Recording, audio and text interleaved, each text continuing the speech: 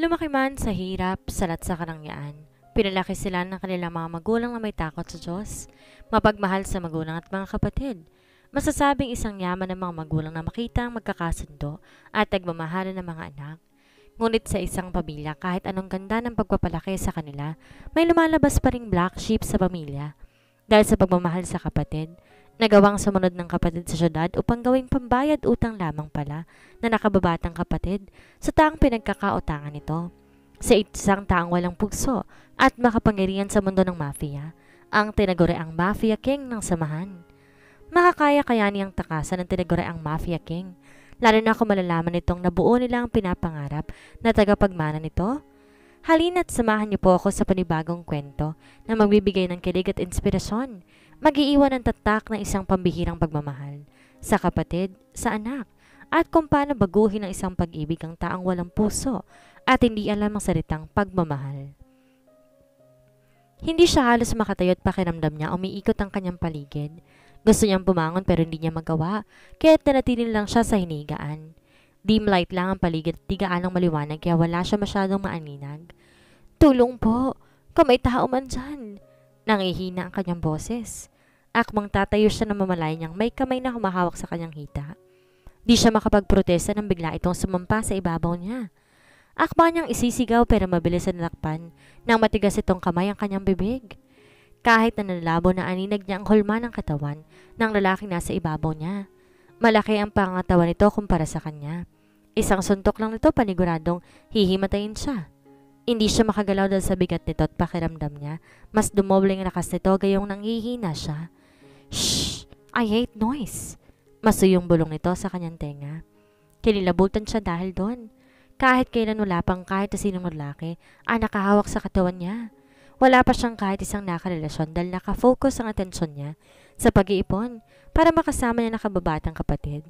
Ang pinangarap niya lang naman makauwi na ito at di na sila maghihiwalay pa. Pero nang tawagan siya nito at papuntahin sa syudad ay ito ang nangyari sa kanya. Matapos siyang sumama sa pinagkakatiwalaang kaibigan ng kapatid niya, nagising na lang siya sa ganitong sitwasyon. Hindi siya makapagsalita dahil nakatakip ang kamay nito sa bibig niya. Wala na itong saplot at nararamdaman niyang maging siya, wala na rin. Bumaba ang halik nito sa kanyang leeg at mas kinilabutan siya nang umabot yon sa kanyang hinaharap. Gusto niya itong itulak, ngunit para lang siyang nagtutulak ng pader dahil sa tigas ng katawan nito.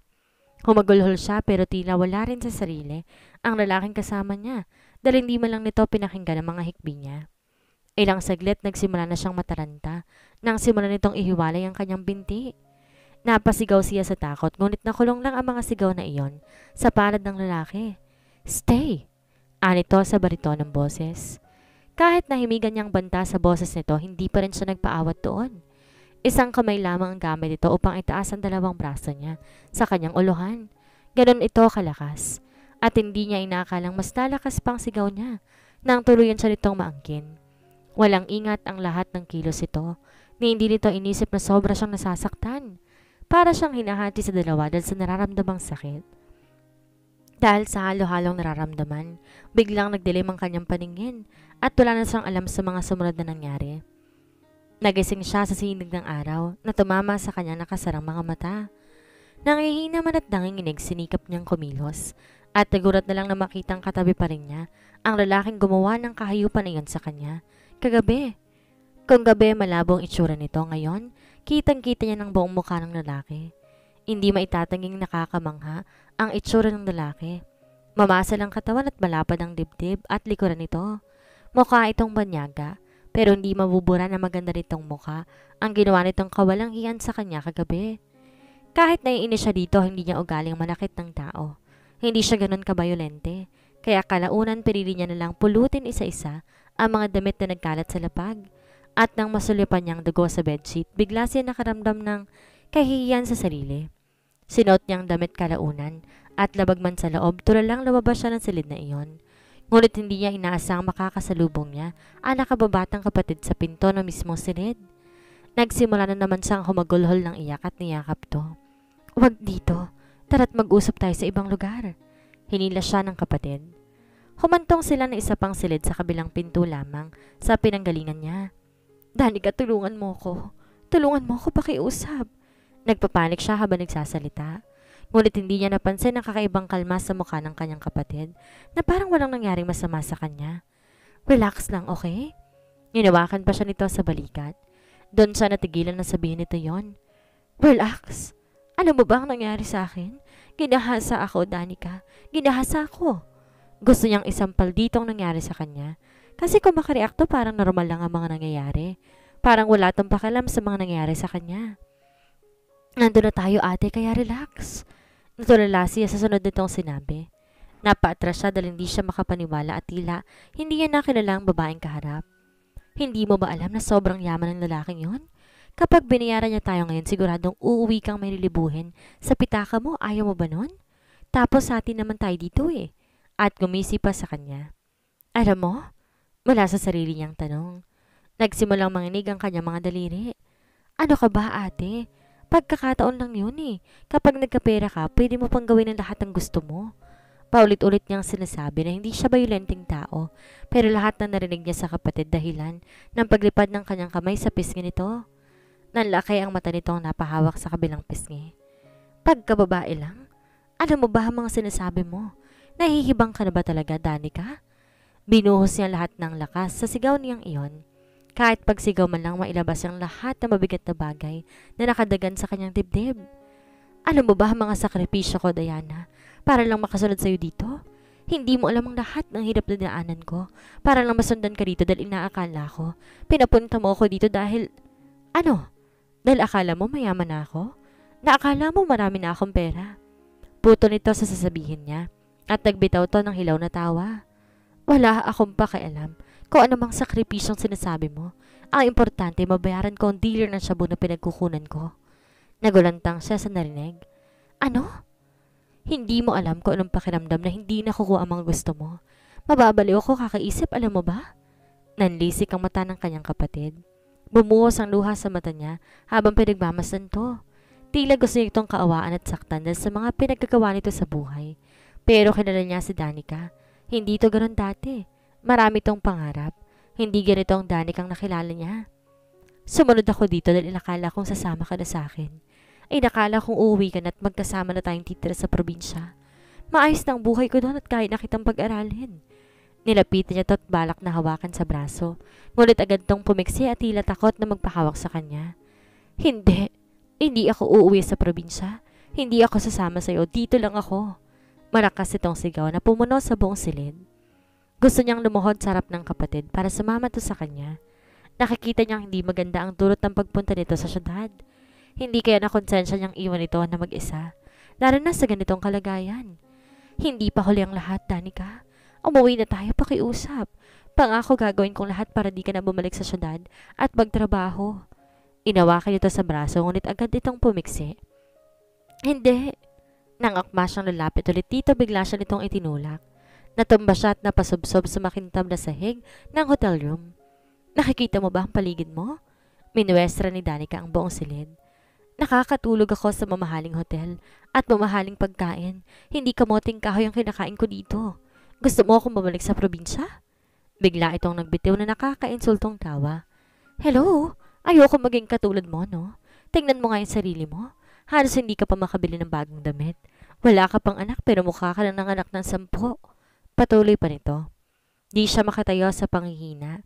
Nakakapanghina lahat ng mga ginawa at narinig niya kay Danica ngayon. Di niya na masabi kung may pawang pabasiya sa puso ng kapatid. Napasinghap siya nang sapilitan siyang itinayo ng kapatid. Walang ingat siyang hinawakan nito sa braso. Umuwi ka na. Huwag mo ko ipahiya dito. Anito't lalo pang humagulhol siya sa harapan nito. Ngayon niya lang namalayang may nag-doorbell palat mukhang ayaw nitong makita ng bisita ang eksena sa pagitan nila. Napilitan siyang tumayo at nananakit pa ang katawan. Iniwan siya doon ni Danica at nagtungo sa may pinto. Isang Japanese ang pumasok at nakangiti, kausap ng kanyang kapatid. Biglang nagbagong emosyon nito sa mukha na parang dito nakipag-away sa kanya. Oh, who's here? Puna ng Japanese nang makita siya. My maid. Yes, she's just my maid. She bring my stuffs from the house. Napakangasi sa sinabi nito. Inakala niyang ipapakilala siya nito bilang kapatid pero isang maid? Isang maid ang pakilala ni Danica sa kanya ngayon. Parang pinapiraraso ang kanyang mga puso sa lahat na narinig. Di niya na kinakayang lahat. Masakit sa loob na agad siyang tumalikod at umalis sa room na yon. Di maampat ang luha sa kanyang mga mata. Habang naglalakad sa kalsada, may natitira siyang pera ngunit kakaunti na lamang. Sakto lang yan pabalik ng probinsya. Hindi niya alam kung saan siya pupunta ngayon. Hindi niya kabisado ang syudad pero kailangan niyang sumugal para makauwi. Ginabi siya sa daang naglalakad lamang dahil wala na rin siyang pamasahe sa jeep at kanina pa kumukulong kanyang sandal sa gutom. Ilang saglit biglang may lumapit sa kanya at may naramdamang malamig na bagay na dumaiti sa kanyang leeg. "Huwag kang gagalaw. Ibigay mo ang pera mo." Anang lalaki at pinigilan pa siya sa braso niya para hindi siya makakilos. "Po?" Nanginginig na lingon niya ito pero diniin itong patalim sa kanyang leeg. "Ibigay mo na ang pera, dalian mo." "Pero pamasahe ko rin lang to pauwi sa amin eh. Wala na ako ibang pera." "Wala akong pakialam." Naramdaman niyang sumakit ang leeg niya nang idiin na naman ito ang patalim. Nataransa siya kaya agad niyang kinuha ang pera sa luma niyang pitaka para ibigay dito. Pero kahit ibigay niya na ang gusto nito, tinulak pa rin siya ng lalaki sabay takbo. Natumba siya sa kalsada dahil sa malakas sa pagkakatulak at nanlaki lamang ang mata niya na makitang may paparating na sasakyan. Hindi siya agad nakagalaw dahil sa pagkagulat at takot. Mabuti na lamang at nagawa pa nitong mag-break at hindi siya tuloy ng disgrasya. "Ineng, ayos ka lang? Hindi ka ba nasaktan?"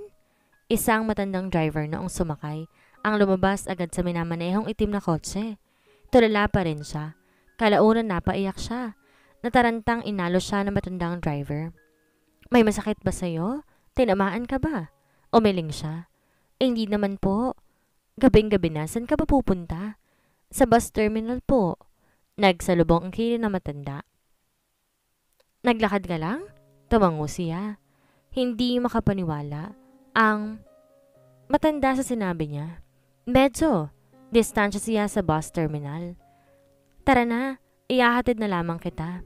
Pero bago yun dadaan muna tayo sa amo ko kasi may ihahatid pa ako." Kahit papaano, pinagpapasalamat niyang nakita siya ng matanda, kundi baka umagahin siya sa paglalakad patungo sa terminal ng bus. Nakatulog siya sa biyahe at naalimpungatan na lamang ng hampasin nila na humintula sila at nang tignan niya nga ang paligid ay napansin niyang nasa harapan sila ng isang itim at napakalaking gate. Lumabas siya ng kotse na puno ng katanungan ng utak niya kung nasa na sila ngayon. "Oo, may operasyon kami ngayon. Ayaw niyang may papalpak sa inyo kundi baka bala na baril niyang babaon sa ulo ninyo." Napasinghap siya. Agad nagtago sa gilid ng sasakyan. Isang lalaking may sukbit na mataas na kalibre ng baril ang nasa may gate ngayon. May kausap ito sa cellphone. "Ayusin niyo ang mga pack ng droga dyan. Isalansan ninyo na maayos. Metikulosong katransaksyon namin ngayong gabi." Nakatakip ang bibig niya nang marinig ang sinasabi nito. Napatingin siya sa malaking gate na kulay itim. At sa loob ng gate matatanaw ang napakalaking mansyon na kulay puti. Ibig sabihin isang sindikato ang may-ari ng property na ito? At kitang-kita na hindi basta-basta ang sindikatong ito. Yumaman ng mga ito sa pagbebenta ng ilegal na gamot. Nang ilang saglit ay nagbukas ang gate. At sunod niyang nakita ay ang tatlong mga kotseng itim na lumabas. Sumakay yung lalaki may kausap sa phone kanina. Kasunod niyan lumabas na rin ang matandang lalaki na maghahatid sa kanya sa terminal ng bus. Kumaway ito sa may kotse na lumabas mula sa gate. Ngunit ang panghuling sasakyan ay huminto at nagbukas ang glass window iyon. At para nga siyang binuhusan ng isang balding tubig na makilalang lalaking dumungo sa bintana ng mamahaling sasakyan. Dumapit to na matanda at kinausap pa ito saglit. Nang humimalay sa sasakyang matanda, ay nagtama naman ang mata nila ng lalaking iyon. Siya ang lalaking gumahasa sa kanya. At parang gusto niyang bumigay sa kanyang tuhod na magtama ang kanilang mga mata. Nanginig ang daliri sa kamay. Di maalis ang tingin sa lalaki. Hanggang tuloy nagsara ang glass window at umalis ang sasakyan. Naglaho sa paningin niyang lalaking yon. Kulang pa ng katulong ang manson kaya nirekomenda kong kapatid kong babae sa kanila. Yung kausap ko, yun ang may-ari ng manson. Isa siya sa pinakamayamang tao sa syudad na to. Kwento ng matanda habang nasa biyahe sila. Tulala siya at nanatili ang atensyon niya sa labas. Napaisip siya. Sabi ng matanda, mayamang tao si Mr. Vitiello. Halata naman. At sa laki ng manson, kayang tumira ng 100,000 tao doon. At mukhang kaya naman itong magbayad ng babaeng willing na magpakama dito. Pero bakit siya pa? Ano ba ang pangalan ng amo ninyo? Tumigil saglit sa pagkakwento ang driver at nalingon siya. Enzo Vitiello, ang pangalan niya. Lumunok siya at binalik ang tingin sa labas. Kung magsusumbong siya sa mga pulis, aaksyonan kaya agad ng mga to? Mayaman si Mr. Vitiello, samantalang ordinaryong mamamayan lamang siya. Walang makukuha ang mga pulis kapag siyang piling tulungan. May pait sa mata niya nga, matawa siya sa naisip.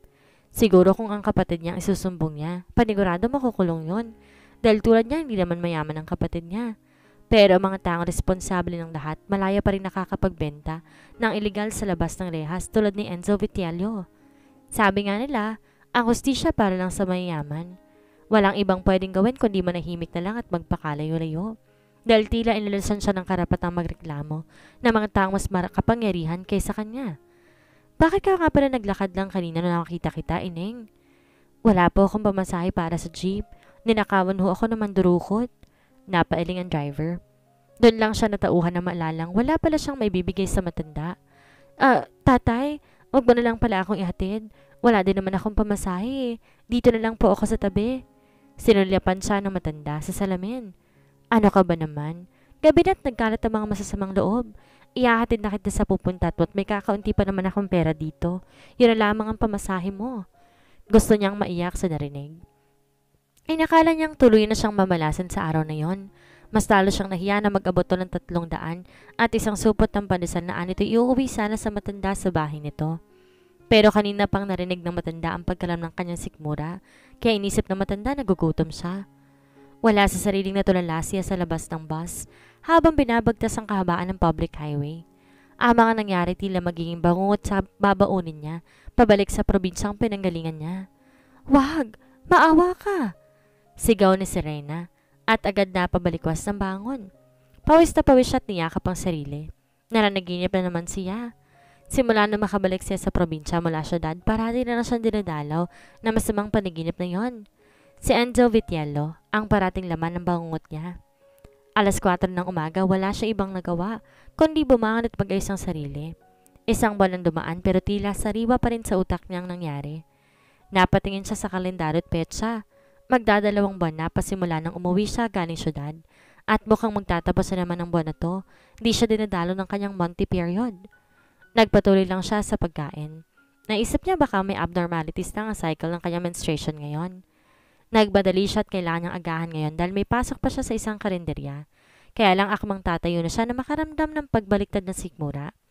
Patakbong nagtungo siya ng sink para sumuka doon at lahat ng kinain niya sa umagang iyon sinuka niya.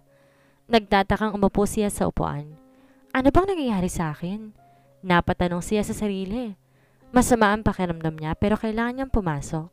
2 beses lang silang pwede mag-absent sa isang buwan. At nung magpunta siya sa syudad para bisitahin si Danica, counted yan sa absent niya. At nung dumating siya ng karinderya, may nakapansin sa itsura niya. Hoy, bakit namumutla ka dyan? Napakaba siya sa mukha. Namumutla siya? Agad siyang tumingin sa salamin malapit sa lababo. Namumutla nga siya. May sakit ka ba? Dagdag usisa ni Joyce. Medyo naging close sila ni Joyce simula na magtagal siya sa karinderyang iyon. Matagal na kasing nagtatrabaho si Joyce doon. Mas nauna pa ito kaysa kanya. Wala naman angge. Pero nagsuka ako kanina. Di ko alam kung bakit eh. Pag-amin niya. Wala ka namang boyfriend, di ba? Ha? Naguguluhan siya sa tanong nito. I mean, baka buntis ka. Pero imposible kasi wala ka namang boyfriend. Nanlaki ang mata niya sa narinig kay Joyce. Buntis nga ba siya?